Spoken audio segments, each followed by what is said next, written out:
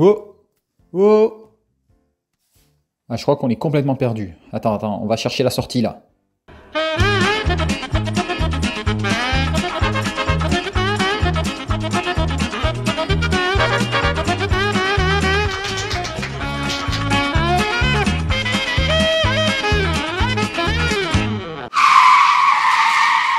Attends, j'ai une idée. Allume la lumière là. Bon, ok, j'ai compris. On est dans un rectum, on est complètement perdu. Bon, va falloir qu'on fasse appel à 3 experts pour nous aider à nous sortir de là. Ah les amis, je vois que vous êtes un peu perdus avec l'anatomie du rectum et du canal anal. Mais ne vous inquiétez pas, au travers de cette courte vidéo, cette dernière n'aura plus de secret pour vous. Allez, c'est parti! On a tendance à croire que l'anatomie de l'anus se limite aux hémorroïdes. Pas franchement. Au travers de cette vidéo, Karine Farouk et moi-même vous détaillerons en 5 temps cette dernière. Dans un premier temps, je traiterai des rapports du rectum et de l'anus avec leurs grands organes de voisinage. Ensuite, nous verrons les particularités de la muqueuse rectale et anale. Et toi Farouk, de quoi vas-tu nous parler?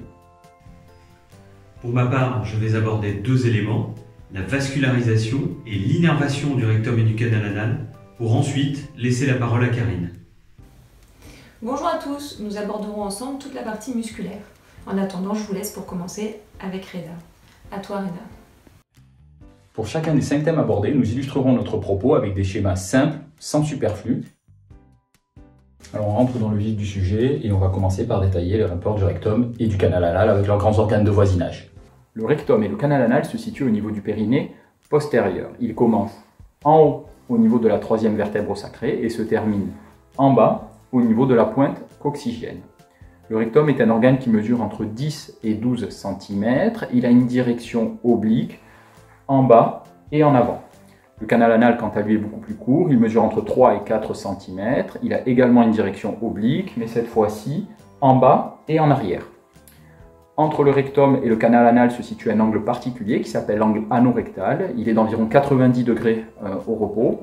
Cet angle a une importance particulière dans la physiologie de la continence et de la défécation, mais ça, vous le verrez dans d'autres vidéos. Que ce soit chez l'homme ou chez la femme, le rectum a un rapport intime avec le péritoine. On voit que le haut rectum, dans sa partie avant et latérale, est recouvert par du péritoine. A l'inverse, le moyen et le bas rectum sont sous-péritonéaux. On divisera donc le rectum en 2 grands segments, une partie péritonéale et une partie sous-péritonéale. Le péritoine se réfléchit en avant au niveau de ce qu'on appelle le cul-de-sac de Douglas. Chez l'homme, on parlera de cul-de-sac de Douglas recto-vésical et chez la femme, on parlera plutôt de cul-de-sac de Douglas recto-vaginal. Sur le côté, on parlera de cul-de-sac de Douglas pararectal.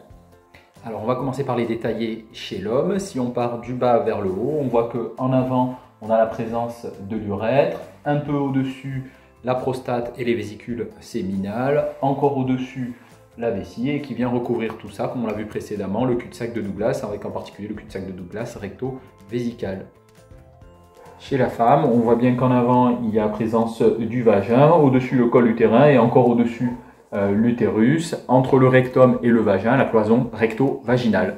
En ce qui concerne les rapports latéraux, chez l'homme et la femme, ils sont à peu près similaires. On peut avoir des anses grêles, les urtères, parfois du côlon. Chez la femme, il y a une particularité, c'est qu'on va avoir en plus les trompes et les ovaires.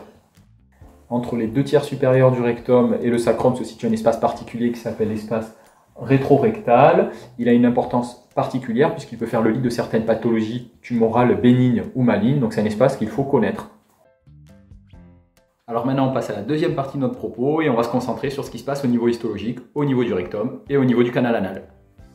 Alors si on commence en haut au niveau du rectum, on voit qu'on est sur une muqueuse classique dans le tube digestif, à savoir une muqueuse glandulaire en vision endoscopique. C'est une muqueuse qui a une couleur un peu rosée.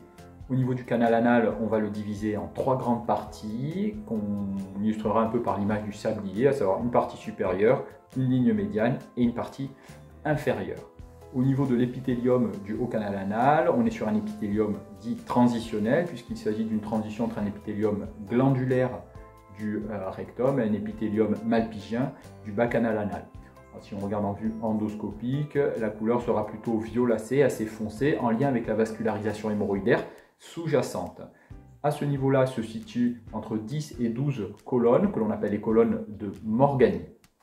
Au milieu du canal anal se situe une ligne particulière qui s'appelle la ligne pectinée ou ligne des cryptes.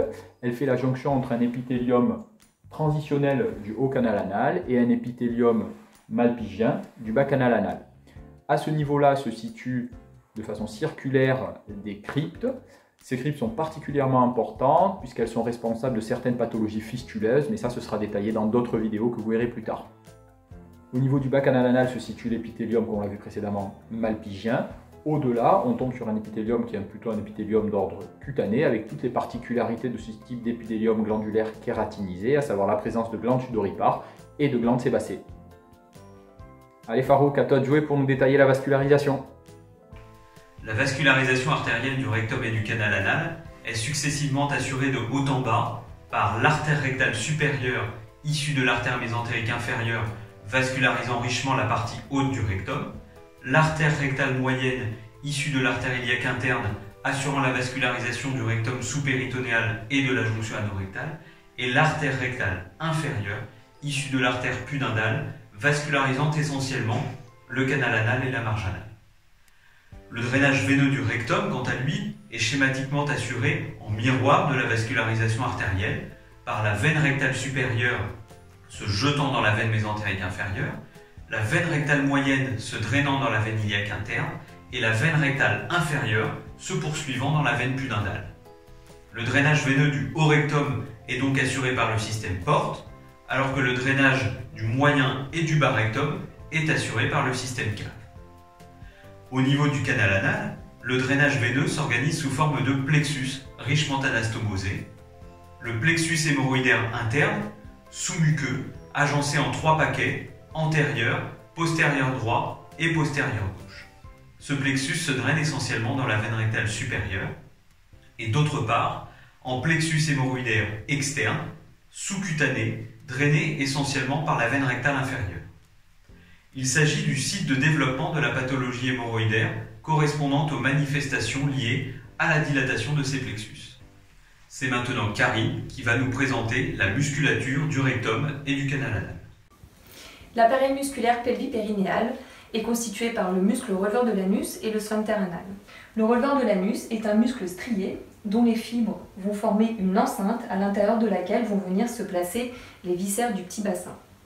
Il constitue le diaphragme ou plancher pelvien, séparant le périnée du petit bassin dont il supporte les viscères. Il prend naissance en dehors au niveau du facial l'obturateur interne, puis a un trajet oblique en bas et en dedans et rejoint le rectum pour former la limite entre le rectum et le canal anal au niveau du cap anal. Le cap anal, comme vous l'a expliqué Reda, correspond au changement d'orientation entre le canal anal et le rectum. Ce changement d'orientation se situe à hauteur du passage du releveur de l'anus. Le muscle releveur de l'anus est constitué de 3 faisceaux.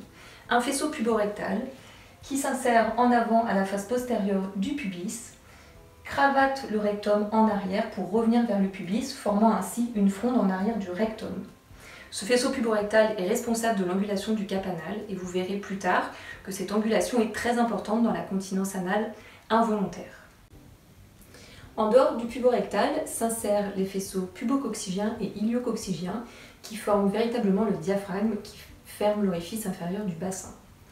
Le faisceau pubococcygien s'insère en dehors du précédent à la face postérieure du pubis, recouvre les fibres du puborectal et rejoint en arrière les fibres du faisceau contralatéral pour former le rafet anococcygien. Le faisceau iliococcygien s'insère en dehors du précédent sur la ponévrose obturatrice et rejoint également les fibres du faisceau contralatéral pour participer à la formation du rafet anococcygien. L'appareil sphinctérien est constitué de 2 muscles, le sphincter anal externe qui est responsable avec le releveur de l'anus de la continence anale volontaire et le sphincter anal interne qui est responsable de la continence involontaire. Le sphincter anal externe est un muscle strié à commande volontaire. Il est situé sous et en dedans du puborectal et entoure le sphincter anal interne sur toute sa hauteur.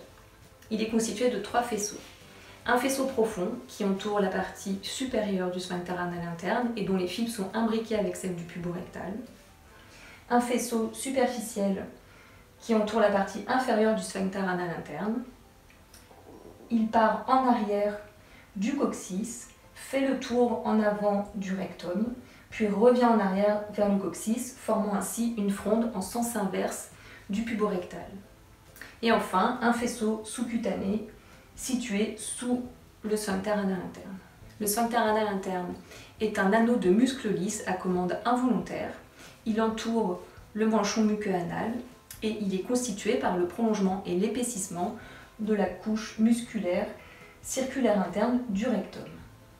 La couche musculaire longitudinale externe du rectum va quant à elle se prolonger pour former la couche longitudinale externe ou bandelette longitudinale. Cette bandelette longitudinale va s'insinuer entre les sphincters qu'elle solidarise en émettant des prolongements à travers les sphincters jusqu'à la peau périanale. Tous ces éléments délimitent des espaces cellulo-graisseux, un espace intersphinctérien entre les deux sphincters qui se prolonge en haut par l'espace intramural dans la paroi rectale, en bas par l'espace marginal sous-cutané, un espace ischio-rectal limité en dedans par le sphincter externe, en dehors par la paroi pelvienne, en bas par la peau périanale, en haut par le releveur de l'anus. Et un espace supralévatorien au-dessus du releveur de l'anus. Je reviens sur la couche longitudinale complexe dont je vous ai parlé juste avant, parce qu'elle va avoir un rôle très important en pathologie puisqu'elle constitue une voie de diffusion des suppurations dans ces espaces. Voilà pour ce qui est de la musculature. Je vous laisse de nouveau avec Farouk qui va vous détailler l'innervation pelvienne. Le rectum et le canal anal possèdent une innervation complexe à la fois somatique et autonome. L'innervation végétative du rectum est assurée par les plexus rectaux supérieurs et inférieurs, respectivement issus du plexus mésentérique supérieur et du plexus hypogastrique inférieur. Le canal anal, quant à lui, est innervé par le plexus rectal inférieur, issu du plexus hypogastrique inférieur. Le sphincter externe et la marge anale sont innervés par le nerf rectal supérieur, rameau nerveux issu des nerfs sacrés S3 et S4, et par le nerf rectal inférieur issu du nerf pudendal. En pratique clinique, une lésion des plexus hypogastriques supérieur et inférieur dans la chirurgie du cancer colorectal par exemple, sera responsable de troubles fonctionnels essentiellement d'ordre urinaire et sexuel. Bon, les amis, on arrive à la fin de cette vidéo. J'espère qu'elle vous a aidé à y voir un peu plus clair sur les méandres de l'anatomie du canal anal et du rectum. Alors, si vous avez 3 choses à retenir à l'issue de cette vidéo, c'est 1. Bien connaître les rapports du rectum et du canal anal avec leurs organes de voisinage, et en particulier la présence d'un rectum suspéritonéal et d'un rectum sous-péritonéal. 2. En ce qui concerne la vascularisation, bien avoir compris que le haut du rectum et le reste du rectum et du canal anal sont drainés par 2 réseaux vasculaires distincts, que ce soit au niveau artériel ou au niveau veineux. Et 3, en ce qui concerne la musculature, bien connaître les sphincters anaux, que ce soit externes ou internes, et surtout le muscle puborectal, puisque ce sont ces 3 muscles qui sont souvent impliqués en pathologie. Voilà, j'espère que cette vidéo vous a été contributive et bonne continuation à vous pour les autres vidéos du module.